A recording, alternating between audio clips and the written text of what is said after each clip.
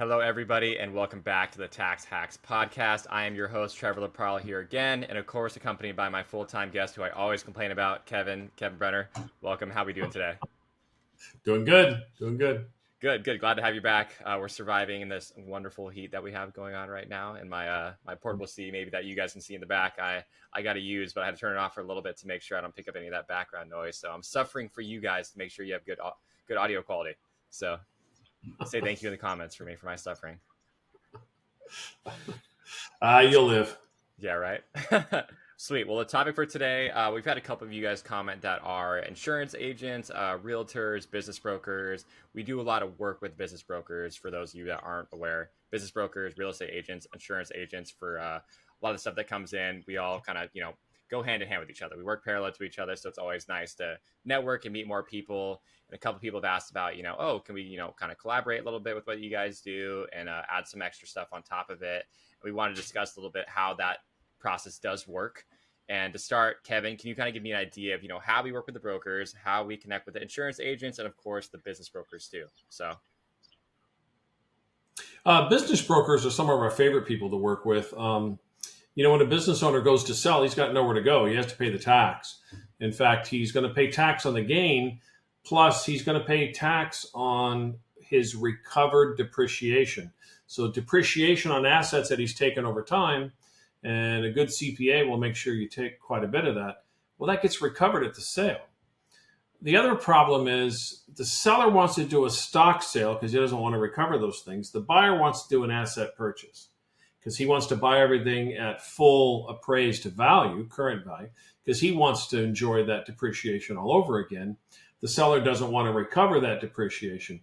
But by putting us in the middle of the transaction, we can give the seller what he wants and the buyer what he wants. And that makes a deal so much better. In fact, I started working with a lot of business brokers because I was bringing in as many listings or taking hair off the deal, as they call it, as the brokers were. So I ended up running the place for some time. And then the owner wanted me to buy it. And I finally bought it and I ran it for some time. And then I sold it to the international organization. But we had the franchisees nationwide of all the different business brokerage that were franchisees. Then I had a Los Angeles franchise where I had over 30 business brokers working for me. So I've had visibility of like 3,000 deals. So we bring a lot to the table as a value add to help business brokers get the listing in the first place, take the hair off the deal, make the terms better, make the guy exiting not get the huge tax hit so he doesn't mind carrying back that 5 or 10% for the SBA financing of the buyer. Because if he's getting a tax hit and has to carry back, he's not going to go along with that, right? So, or it's going to be more difficult.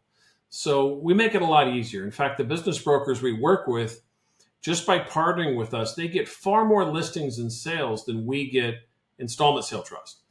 Because there are a lot of people that just pay the tax, especially on the smaller deals. But a significant amount work with us, and we understand that they're going to get more listings than we will. The same for commercial realtors that do multi-unit buildings, commercial buildings.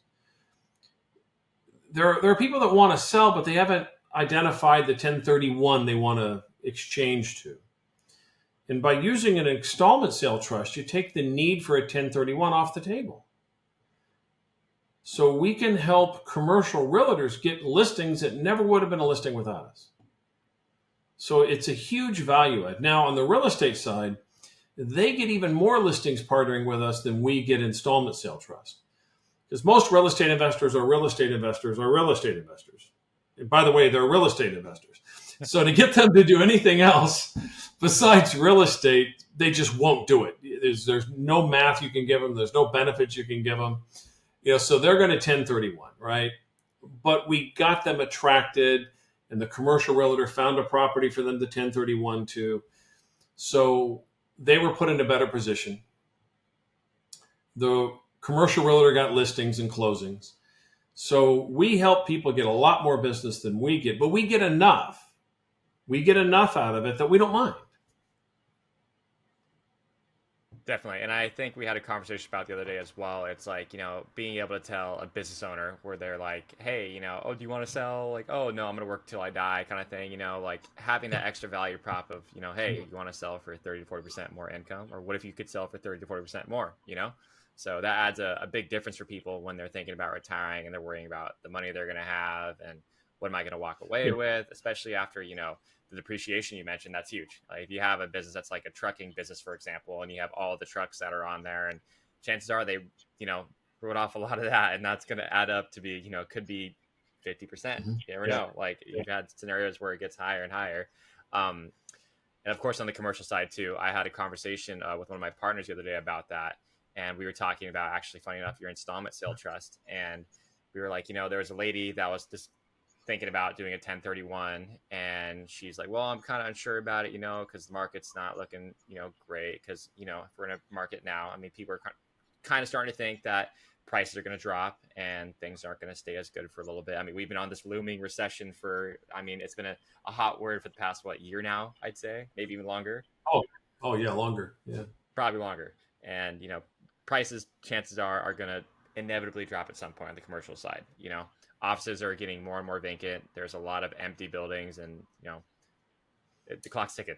Yeah, I But wouldn't buy an office building right now, I'll tell you. definitely. Yeah.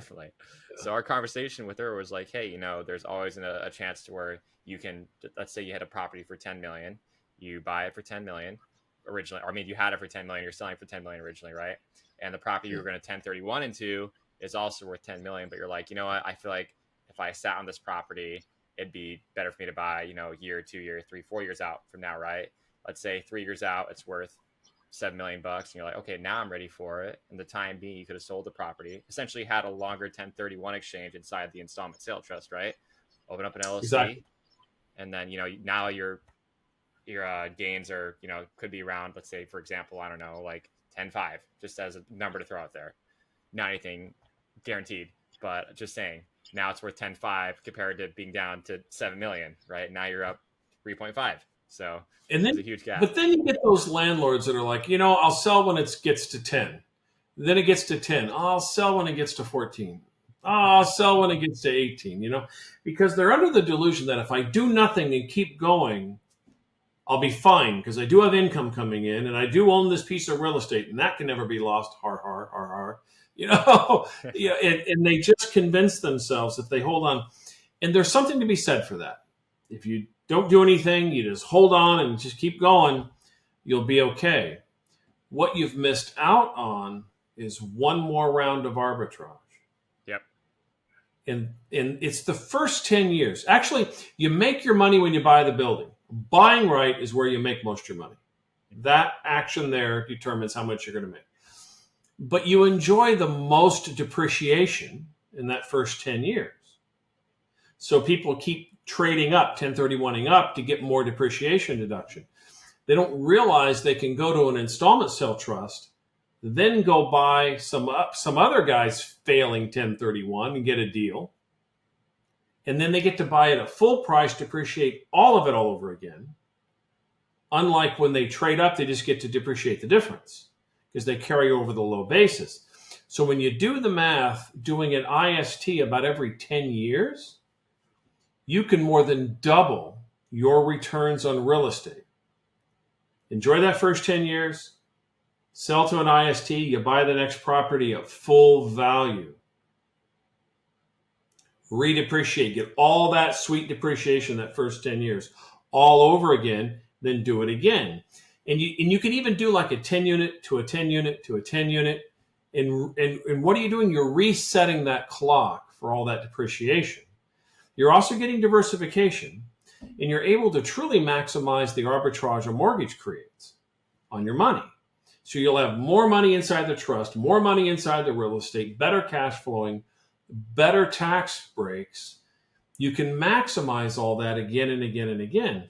People say, it's just too much trouble. If I just hold on to what I got and I don't change anything, and I just, as long as I still own it the day I die, so the kids inherit it, they're going to list it and sell it. That property, they won't own that thing 6 months after you're gone, man. But if you do it with the trust that way, now you've got the diversification. You got the income from the trust. You know something else you have? I had a gentleman did an IST in installment sale trust 2006. 2010, he was using the installment sale trust to go out and pick up all kinds of foreclosures, pennies on the dollar. Along about 2015, 2016, he was selling those off back into the trust without a 1031, without all the taxes. So he went back into real estate for 6-7 years and now has, well, over 3 times the money in the trust as he would have had otherwise. But he was in a position of liquidity to grab those other deals. And the guys that are all holding on, they're not in a liquid position to take advantage of what's coming. And there's going to be some shakeups in commercial real estate coming. And then you might be in a state like California, you want to get out. You know, it's Sacramento's made it pretty clear they hate landlords. You know, I mean, they couldn't be any clearer. Yeah. And that definitely makes the job for the, commercial realtor a lot easier, right? Where it's like, okay, now other than just being like, oh, we can get you from, let's say you're in a multifamily to something maybe smaller or a different investment. Typically, they try to go real estate to real estate on these deals. Now you have more value to add. So you can have that different conversation. If you are a newer realtor, I had a few guys in there that are close to my age, in their mid-20s, early 30s, that are looking to, kind of make a name for themselves. It makes it easier when you have somebody like Kevin who can instantly validate you, instantly give you credit and say, oh, you're the best realtor in the world. And just say, theoretically speaking, if you find somebody, chances are a guy like me or a realtor who's 25, 30 is going to be harder to trust in comparison to a guy like you. Simple enough. It's just, we're young guys, we're inexperienced. The people who have these big, buildings, I don't blame them. I totally understand it. I would be hesitant if a guy like me came in the door as well. So having somebody like that under your crush makes it easy. The gray hair and this I didn't say you look old. I didn't say you look old, but you look older than me. I'm looking older. I don't look. Yeah, I'm showing the mileage. Yeah, so right. that's fun. Yeah, it's but warranty ran out a long time ago. I'm way over on the miles. I'll tell you what. But you're a prime car now, but definitely. Yeah, I know. Yeah. I'm not old. I'm a classic. Yeah, right. That's the way to say it. So, go about it now. You know what Grandpa used to say, when you don't get what you wanted, you got wisdom. That's true. So at my age, I got a lot of wisdom. Yep. So, got your blessings, right? No, you learn a whole lot of what not to do. I'll tell you that. That's hey, stove's hot. Don't touch it twice. Okay. Don't. So you learn those, but you also run into people that touch it again and again and again and never learn, get burned every time, right? They expect a different result every time. No, it's about maximizing.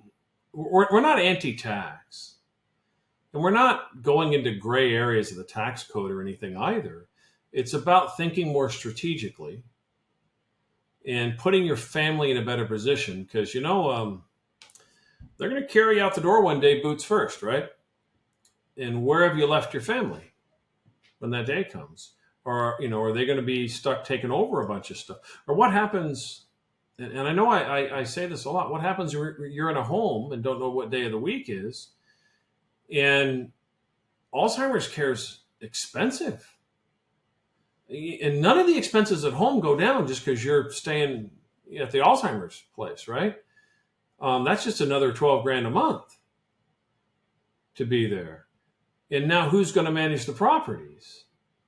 And who's going to deal with all that? So there comes a point that if your kids aren't ready to take over the property, or they don't really want to, or you're making them do it, they're only doing it because they want an inheritance. It's just not their thing, which is fine. I talk about the grumpy old landlord scenario.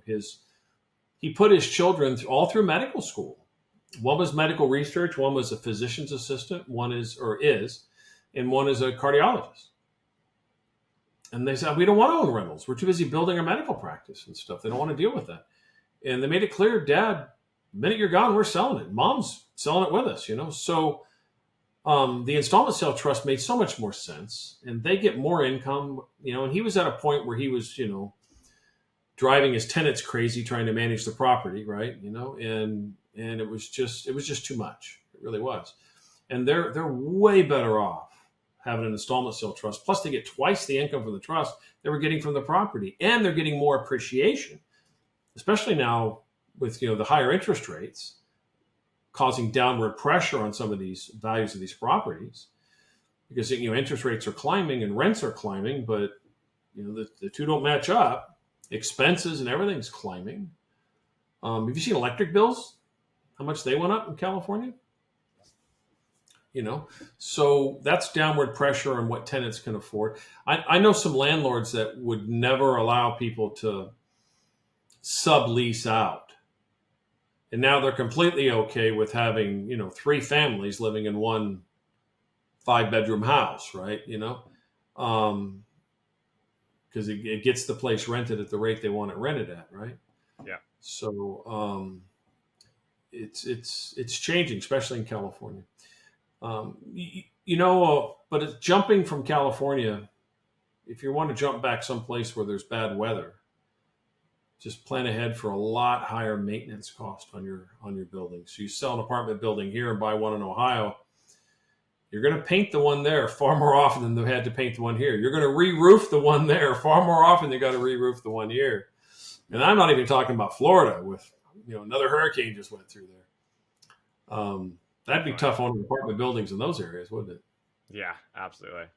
So I guess you could say for the broker, for the business broker, I'm sorry, in their scenario, they have the ability to, offer more, and the idea to where it's like, you're talking about retirement, the grumpy old landlord. Well, if you have the grumpy old business owner that you said would, die with their boots on, and imagine, having a client who's saying that if we get the wife involved, it's a little bit different story. I know we talked about that before too. It's like getting the wife involved makes a difference. Like, oh, do you want to have your wife take over the business when you die? Essentially, you're throwing money away because the valuation is going to go down too, because they're going to slowly start taking their foot off the gas as you get older. It's inevitable. You can't work as hard. You can't work as long. And that valuation that was once, 2 million is now 1, maybe sub 1. And you're throwing money out the door because you can't work as hard. You can't do as much. You're maybe not as competent as you once were before. That's just inevitable. That's the way God made us, unfortunately. But I've seen those business owners that the business is worth 5. I want 8. It's worth 8. If you can't find somebody to pay 8, you're not a good business broker. And then when it's worth 8, I want 12. When it's worth 12, I want 16. And what happens is it never gets there. He just kind of rides it up, and then he rides it down until one day he's got to close the doors. Yep. By then he's 82 and he's too old to really enjoy anything anyway. So not many 82-year-olds can do 18 holes of golf. So, I'm nowhere near 82, and 18 holes tires me out, So, right. Well, I have the heart problem, but but if he'd have just sold at the height, enjoyed the income from the installment sale trust, he'd leave more to his heirs. They have a better quality of life. And it's so what we provide to the business broker is we put together a financial plan for the seller. So they know where income is coming from. They know exactly what's going to happen the day after they don't go to work anymore. How the bills are paid, everything's going to happen. We involve the wife, we involve the kids. It's a plan.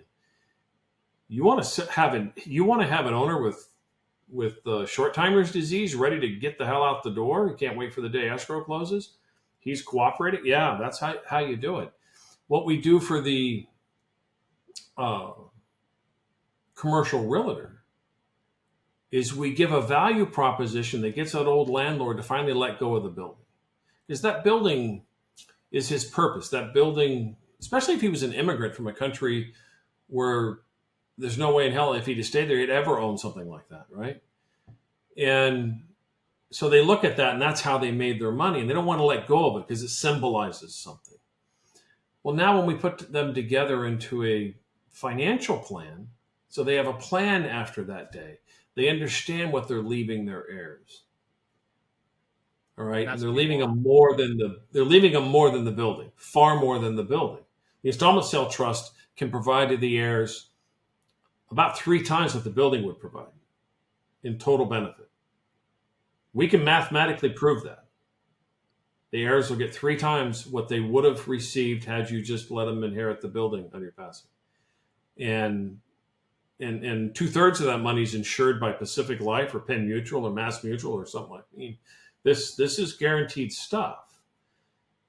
And then they don't have to deal with tenants and toilets and changing rules and, oh, I've got COVID, you can't evict me for 18 months, whether I pay rent or not, Yeah.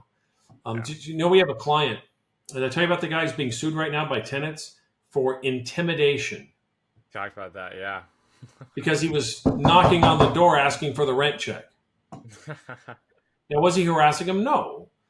But he came by once a week saying, you got to pay rent sooner or later. Well, they didn't appreciate that. No, I wasn't there, but I've talked to the guy enough to think I don't think he was doing anything inappropriate. But now they're suing him for it, which is buying more time for them to live there rent free. Because while they're suing him, he can't evict them. So by the time he gets these people out, they'll have 2 years worth of free rent between the COVID time and all that. Now, he can go after them for that, but you're not going to collect it. So Never. he's doing an installment sale trust, and he's doing it as soon as he gets cash flow. Because if he's got 6 of the 12 units not paying rent right now, what can he sell it for? The rent rolls look bad. Yeah. So he's pretty close to getting that resolved and getting new rent rolls. And then he'll list and sell it the minute he has that. But he suffered through a long time with this. So And that kind of ties in. Okay, I'll butt in. Sorry. That kind of ties into with, the realtors or the business broker that already has a listing, right? So if you have a listing and, you're struggling to sell with either, valuation, negotiations, all of that, that's where it's a little bit easier, right? Because you have somebody that's, maybe a $10 million listing. Again, I keep using that number. It's just easy for the number's sake, right? You have a $10 million listing, and like Kevin said, sometimes, the owner wants it they want it for 13. They always want it for more. The seller wants it for the most price. The buyer wants it for the cheapest price. It's always how it goes, right? But when you don't have that tax gap, it makes it a little bit easier. So when you have that, $10 million, rather than it being $7 million when they pull out or $6 million when they pull out, sometimes even less, now you're getting the full 10. And now it's a little bit easier for them to move down to 9.5 or 9.1. And that makes your job 10 times easier, especially if they're trying to retire too. Now they have a way to not be as worried with you. They're like, oh, well, we signed the listing agreement, but I kind of want to, either stay on or maybe be on salary for a little bit, whether it's 6 months to a year, 2 years. Now you have an easier plan for them to kind of bridge their way out and offer more to them. And you're kind of giving them a different, rather than having an exit, now you have an exit plan. So you might have an exit plan for them to leave, but to actually get out and what they're going to do the day after they sell is not there. So that's where it's nice for the commercial realtor and the business broker who has somebody who's retiring or looking to exit the game, and they're 65, 70, 75, and they're not going to go into another building or another business. Those proceeds have to go somewhere. We touched on them a lot. I wanted to, before we close up, to touch on the insurance agent. We haven't touched on that too much. Could you give me an idea of how we kind of work with the insurance agent, help them get more leads, and what value we could provide with the installment sale trust? Money in motion. Every time money's in motion, there's an opportunity to provide value. And when you're a financial advisor, that's when you want to step in, is when somebody has money in motion. For example, they're retiring from their employer. They need to roll over that 401k, but they need an income plan. Everybody can sell wonderful investments, but how are those going to work out for income with the ups and downs in the market? Well, I can manage the stocks better than the other guy. No, about the same. It's some are better, some are worse, but you don't want your financial plan dependent on whether a guy's really good or not, right? That's concerning. You want a financial plan that whether he's any good or not is going to work out. Because what happens when he retires? See, I'm getting old enough. I have clients asking, how much longer are you doing this, Kevin? You're going to be around in 20 years for me. So I have to let them know we have a succession plan that Alan and Christian are going to take over, and how that's going to work, when I'm not here. When I had the heart attack and the open heart surgery, clients were saying, this sounds kind of crass, Kev, but, I couldn't talk to you for a month. I'm a little worried. What happens if you don't survive the next heart attack? Who's my advisor going to be? Who's going to take over my accounts, right? So that's not crass. That's a legitimate concern, right? Yeah. So we had to, tell them about our succession plan for all this. So what is the plan? What's going to happen when these things happen? As a financial advisor, you want to be able to step in and provide this value and gain a client. Because their CPAs don't know how to do any of this. I spend more time teaching the CPA about it because he thinks he knows more than he does. And I'm not knocking CPAs. It's like training a dentist and cardiology. They're two different areas of medicine, right? So um, they're not getting this advice from anywhere else. So now you're going to step in and save them $300,000 on a million. Nobody else did that for them. And you're going to provide higher value. And that's where you want to be as a financial advisor. And we can show you how to gain. If you follow our advice, it takes a few months to wind things up. But if you actually do what we're telling you to do, um, it takes about 4 months to wind it up. You should be taking in about $1 million to $2 million AUM a month, just spending 15 hours a week doing the things we tell you to do. Not bad. Simple as that, right? And it's not expensive. We don't ask you to spend a lot of money on marketing or buy leads or anything. If you want to do that, well, you can step on the gas and really go for it. But you also gain clients that really love what you've done. You just didn't give a better presentation for the 401k rollover. No. You help them in the sale of their business. You help them with an estate plan. You help them save on taxes. And now they're going to come back and say, oh, my wife never moved her 403b from when she was a school teacher. There you go. The little upsells here and there are easy to find. Yeah, 2 other employees retired when I sold the business. They want to roll over their 401k. Hey, we're playing golf this Saturday. I'd like you to meet a couple of my buddies about ready to retire when they sell their business. So when you save somebody $300,000 in income taxes on a single transaction, I mean, they do everything but name their firstborn grandchild after you, right? So I mean, it's just no, they love you. They love you. It's a good feeling. It really is, because that money is going to stay in their accounts working for them. And that's what you want. It makes it, that much easier to find something different, offer more value. And like you said, having a happy client is better than having someone who's like, oh, you sold me well, and that was it. Like, you actually offered some more value to them and their life and did some more other than just the